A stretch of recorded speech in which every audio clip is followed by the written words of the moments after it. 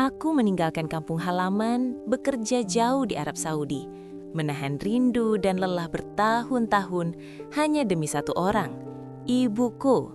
Setiap tetes keringat, setiap uang yang kukirim, dipikirkan akan membuat hidup lebih berharga.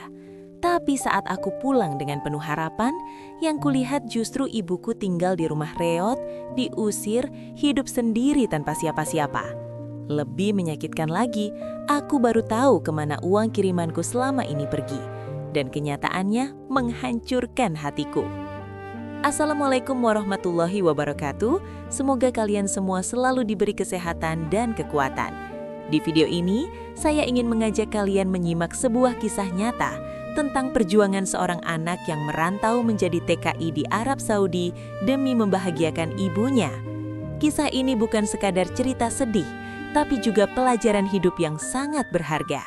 Jika kalian merasa cerita seperti ini penting dan bermanfaat, mohon dukung channel ini dengan cara subscribe, like, dan share, agar semakin banyak orang yang bisa mengambil hikmah dari kisah ini.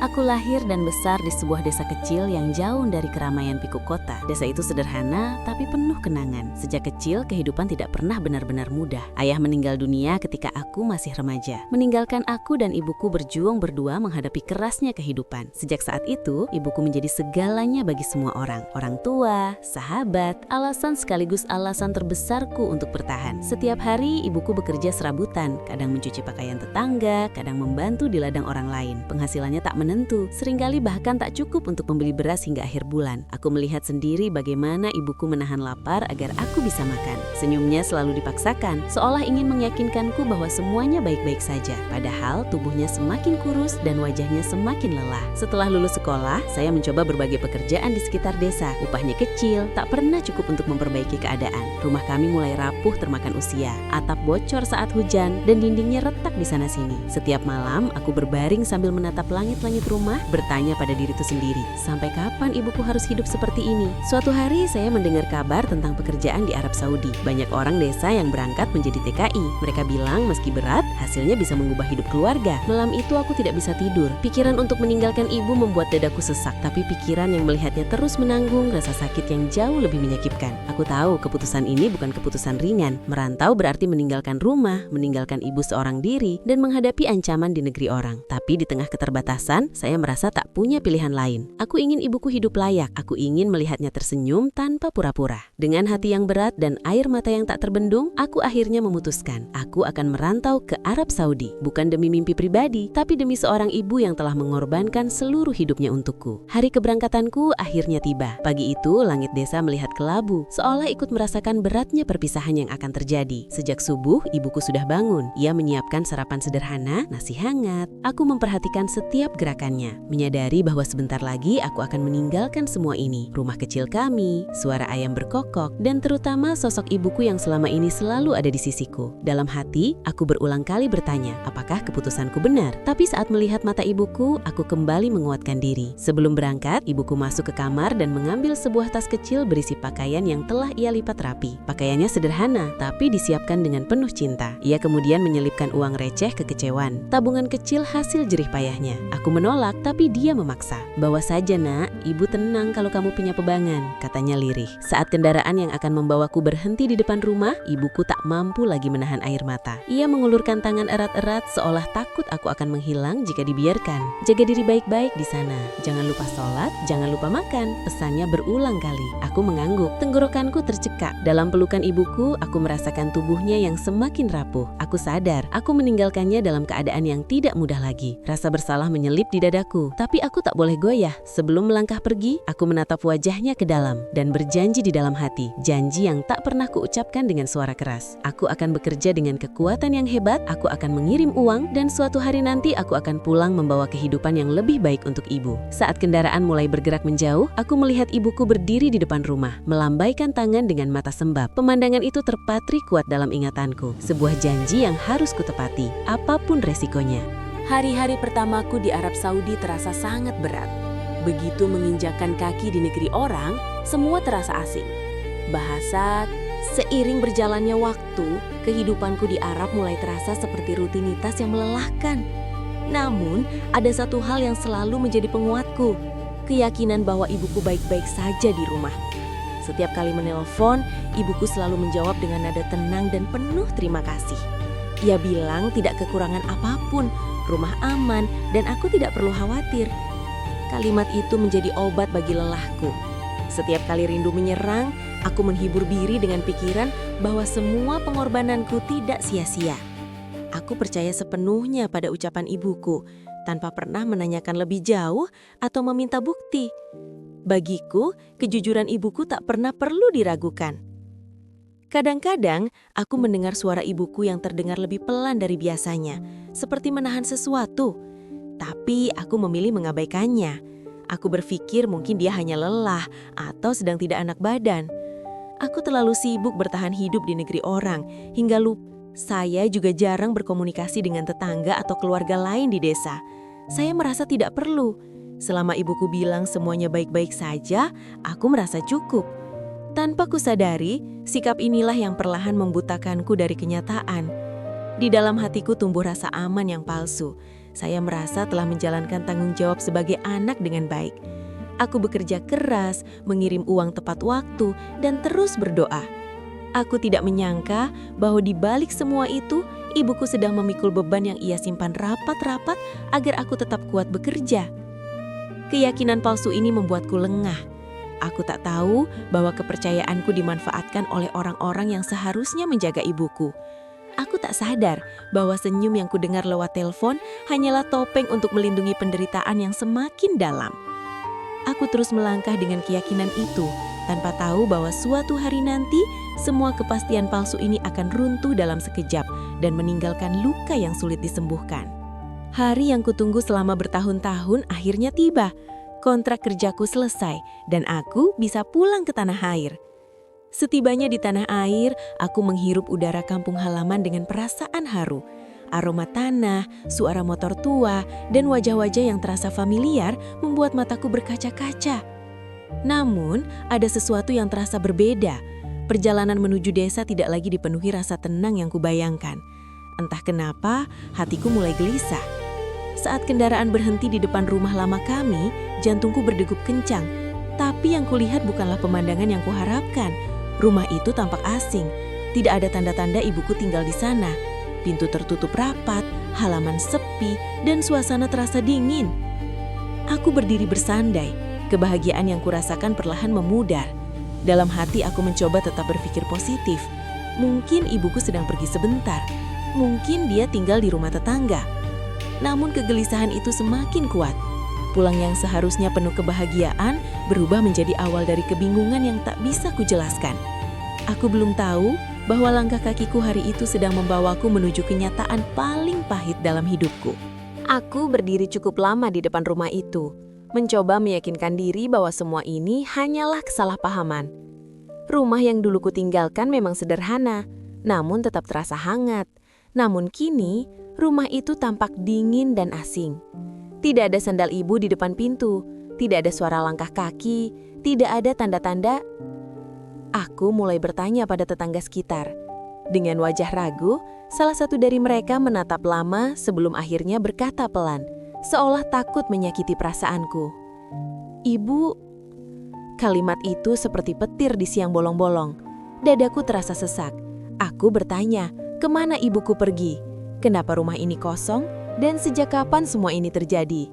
Tetangga itu hanya menunjuk ke arah ujung desa, ke sebuah tempat yang... Dengan langkah gontai, aku mengikuti arah yang ditunjukkan. Setiap langkah terasa semakin berat. Jantungku berdegup kencang. Perasaanku dipenuhi ketakutan yang belum pernah kurasakan sebelumnya. Dalam hati, aku terus berdoa agar apa yang akan kulihat bukanlah... Dan di sanalah sebuah rumah kecil nyaris roboh. Dindingnya dari papan lapuk, atapnya miring dan berlubang. Halaman di depannya dipenuhi tanah dan rumput liar. Rumah itu jauh dari kata layak huni. Hatiku menolak percaya bahwa tempat itulah tujuan langkah kakiku. Saat aku memanggil nama ibu dengan suara gemetar, pintu rumah itu terbuka perlahan. Sosok ibuku muncul. Tubuhnya tampak lebih kurus, wajahnya lebih tua dari terakhir kali kulihat. Matanya terkejut, lalu langsung berbadan. "Ibu," suaraku nyaris tak keluar. Aku tak mampu berdiri. Kakiku lemas. Semua bayangan indah tentang kepulangan hancur seketika. Ibuku, orang yang selama ini kuperjuangkan, ternyata hidup di tempat seperti ini. Di rumah reot, di ujung desa, sendirian. Saat itu aku sadar ada sesuatu yang sangat salah, dan kenyataan yang akan segera terungkap jauh lebih menyakitkan darinya. Begitu melihat sosok ibuku berdiri di depan rumah reot itu, semua kekuatan yang selama ini kutahan runtuh seketika. Aku berlari mendekatinya dan memeluk tubuhnya yang kini terasa jauh lebih rapuh dari yang kuingat. Pelukan itu penuh air mata rindu, sakit, dan penyesalan yang bergaulur. "Ibu, kenapa ibu di sini?" tanyaku dengan suara bergetar. Ibuku tidak langsung menjawab. Ia hanya mengelus punggungku pelan, seperti saat aku masih kecil. Sentuhan itu membuat dadaku semakin sesak. Aku masuk ke dalam rumah kecil itu. Setiap sudutnya menusuk jantungku. Lantai tanah, dinding berlubang, dan atap bocor yang ditambal seadanya. Tidak ada perabot yang layak, tidak ada kenyamanan. Aku berusaha menahan tangis, tapi gagal. Selama ini aku membayangkan ibuku hidup tenang dari hasil jerih payahku. Kenyataan yang kulihat benar-benar berlawanan. Aku merasa seperti ditampar keras oleh kenyataan. Ibuku akhirnya duduk dan mulai bercerita, dengan suara pelan dan mata menunduk. Ia mengaku tidak ingin aku tahu kondisi sebenarnya. Ia takut aku berhenti bekerja, takut aku sakit hati. Ia memilih menahan semuanya sendiri. "Apapun yang terjadi, ibu hanya ingin kamu tetap kuat di sana," katanya lirih. Hatiku hancur mendengarnya. Aku marah, sedih dan kecewa, bukan pada ibuku, tapi pada diriku sendiri. Aku merasa gagal melindunginya. Aku merasa pengorbananku selama ini tidak ada artinya jika berakhir seperti ini. Di rumah reot itu, aku menangis seperti anak kecil. Semua janji, semua harapan seolah-olah runtuh di hadapanku. Namun di balik air mata itu, tumbuhlah tekad yang kuat bahwa aku tidak akan membiarkan ibuku hidup seperti ini lebih lama lagi.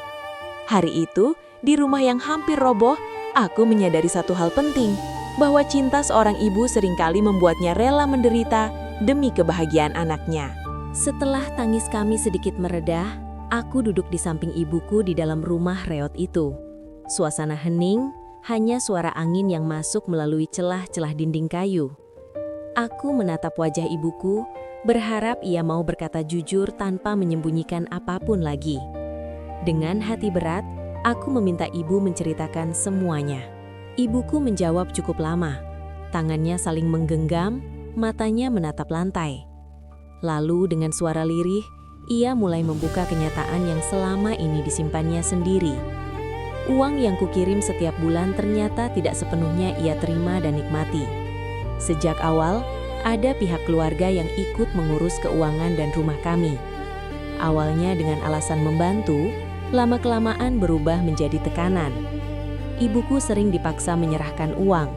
Ia diancam akan ditinggalkan, dimarahi, bahkan diperlakukan seolah tak punya hak atas rumah sendiri. Setiap kali ibuku mencoba menolak, mereka mengingatkannya bahwa aku berada jauh di negeri orang dan tidak tahu apa-apa.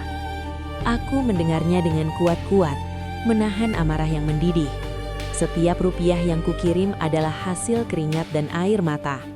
Dan kini aku tahu, jerih payah aku. Yang paling menyakitkan adalah saat ibuku menceritakan hari ketika dia benar-benar diusir. Rumah yang selama ini dibiarkan dengan keyakinan akan menjadi tempat aman baginya, justru berubah menjadi sumber penderitaan. Ibuku dipaksa pergi tanpa sempat membawa banyak barang. Setelah mendengar semua cerita ibu, dadaku terasa seperti dihimpit beban yang sangat berat. Amarah, sedih, dan kecewa bercampur menjadi satu. Tapi perasaan yang paling mendominasi adalah rasa bersalah. Saya merasa gagal. Gagal sebagai anak. Gagal melindungi satu-satunya orang. Aku menunduk, tak sanggup menatap wajah ibu. Bagaimana mungkin aku membiarkan hidup seperti ini, sementara aku merasa sudah melakukan tugasku hanya dengan mengirim uang setiap bulan. Saat itu aku sadar, kehadiran dan perhatian tidak bisa digantikan oleh uang semata. Dalam diam, aku mengingat kembali semua percakapan kami melalui telepon. Semua kalimat "ibu baik-baik saja" yang kuterima tanpa curiga. Aku menyalahkan diriku sendiri karena terlalu mudah percaya. Aku merasa bodoh, merasa lalai, dan merasa tidak pantas disebut sebagai anak. Aku menangis terseduh-seduh, bukan lagi tangisan yang kutahan, melainkan tangisan yang keluar dari hati paling dalam. Aku merasa seluruh pengorbananku selama ini tidak ada artinya jika berakhir pada penderitaan ibu. Malam itu aku tidak bisa tidur. Aku duduk di sudut rumah reot itu. Ibuku tertidur kelelahan. Dalam hati, aku berjanji pada diriku sendiri. Aku tidak akan membiarkan ini terulang. Aku harus bertanggung jawab, bukan hanya sebagai pencari nafkah, tapi sebagai anak yang hadir dan menjaga. Di titik terendah itulah saya menyadari bahwa penyesalan datang terlambat. Pagi itu, sinar matahari masuk melalui celah-celah dinding rumah reot tempat ibuku tinggal. Cahaya itu menyentuh wajahnya yang tertidur lelap, wajah yang telah terlalu lama menanggung beban hidup. Melihatnya, hatiku kembali diteguhkan. Aku tidak boleh larut dalam penyesalan. Aku membangunkan ibuku secara perlahan dan mengatakan satu hal dengan tegas. Aku tidak akan meninggalkannya sendirian lagi. Wajahnya terkejut, lalu berubah haru. Ia mengira aku hanya akan marah dan pergi. Tapi kali ini, saya datang untuk bertanggung jawab. Hari itu juga aku membawa ibuku keluar dari rumah reot itu. Kami pergi dari tempat yang menyimpan terlalu banyak luka. Aku mengajaknya tinggal bersamaku, di tempat yang lebih aman dan layak. Meskipun sederhana, saya memastikan ibu saya tidak lagi merasa seperti itu. Aku mulai mengurus kembali semua hal yang selama ini terabaikan. Aku belajar untuk tidak lagi terlalu percaya tanpa pengawasan. Aku ingin ibuku merasa aman, bukan hanya secara materi, tapi juga secara emosi. Kami hidup dimulai dari nol. Tidak mudah, tapi kali ini kami melangkah bersama. Setiap pagi aku melihat ibuku tersenyum lebih tenang. Senyum yang dulu jarang kulihat kini mulai kembali. Itu menjadi sumber kekuatan baruku. Aku sadar, perjuanganku belum selesai. Tapi kini aku mengerti bahwa arti berbakti bukan hanya tentang bekerja keras, melainkan tentang hadir, mendengar, dan menjaga orang tua kita dengan sepenuh hati. Bangkit bersama ibuku adalah keputusan terbaik yang pernah kuambil. Waktu perlahan berjalan, dan hidup kami mulai menemukan ritmenya kembali. Meski luka masa lalu belum sepenuhnya hilang, aku dan ibuku belajar menerima dan melangkah maju. Dari semua kejadian yang kami alami, saya mendapatkan pelajaran hidup yang sangat mahal. Pelajaran yang tidak pernah diajarkan di sekolah, tapi diajarkan oleh kehidupan. Saya belajar bahwa pengorbanan tanpa pengawasan bisa berakhir menjadi penderitaan. Bahwa kepercayaan, sebaik apapun niatnya, tetap memerlukan perhatian dan kehadiran. Aku juga belajar bahwa uang tidak selalu mampu melindungi orang yang kita cintai jika kita sendiri. Ibuku mengajarkanku arti ketulusan yang sesungguhnya. Ia rela menahan lapar, sakit, dan ketakutan demi menjaga semangatku di negeri orang. Ia memilih diam agar saya tetap kuat bekerja. Pengorbanan itu terlalu besar untuk dibalas. Kini, aku berusaha membalasnya dengan cara yang lebih benar. Aku belajar untuk lebih sering mendengar, lebih banyak hadir, dan tidak lagi menganggap jarak sebagai alasan untuk lalai. Setiap hari membawanya adalah pengingat bahwa waktu bersama orang tua adalah hal yang berharga. Kisah ini bukan hanya tentang kesedihan, tapi tentang kebangkitan, tentang kesalahan yang diperbaiki, dan tentang cinta seorang anak yang akhirnya benar. Aku berharap siapapun yang mendengar cerita ini bisa mengambil hikmah. Jika kalian sedang merantau, jangan hanya kirim uang, kirim juga perhatian. Jika kalian masih punya orang tua, jangan tunda untuk berbakti. Karena pada akhirnya rumah bukan tentang bangunan megah, tapi tentang kehangatan dan rasa aman yang kita ciptakan untuk orang yang kita cintai. Teman-teman, kisah yang baru saja kalian dengarkan ini adalah pengingat bahwa perjuangan seorang anak dan pengorbanan seorang ibu seringkali berjalan dalam diam. Tidak semua luka terlihat dan tidak semua penderitaan terucap. Kadang-kadang orang tua memilih menahan semuanya sendiri. Dari cerita ini, kita belajar bahwa berbakti bukan hanya soal bekerja keras dan mengiri uang. Berbakti adalah tentang kehadiran, perhatian, dan kepedulian yang tulus. Jarak dan kesibukan tidak boleh menjadi alasan untuk lalai menjaga orang tua kita. Karena ketika kita terlambat menyadarinya, penyesalan sering datang tanpa memberi. Jika kalian masih memiliki ibu atau orang tua, jangan menunggu esok untuk menunjukkan rasa sayang. Telepon mereka, dengarkan ceritanya, dan pastikan mereka benar-benar baik-baik saja. Hal sederhana itu bisa menjadi kebahagiaan besar bagi mereka. Terima kasih sebesar-besarnya kepada kalian yang sudah menonton video ini sampai selesai. Dukungan kalian sangat berarti bagi channel ini. Jangan lupa untuk like, subscribe, dan share agar kisah ini bisa menjadi pengingat dan pelajaran bagi lebih banyak orang. Sampai jumpa di video berikutnya.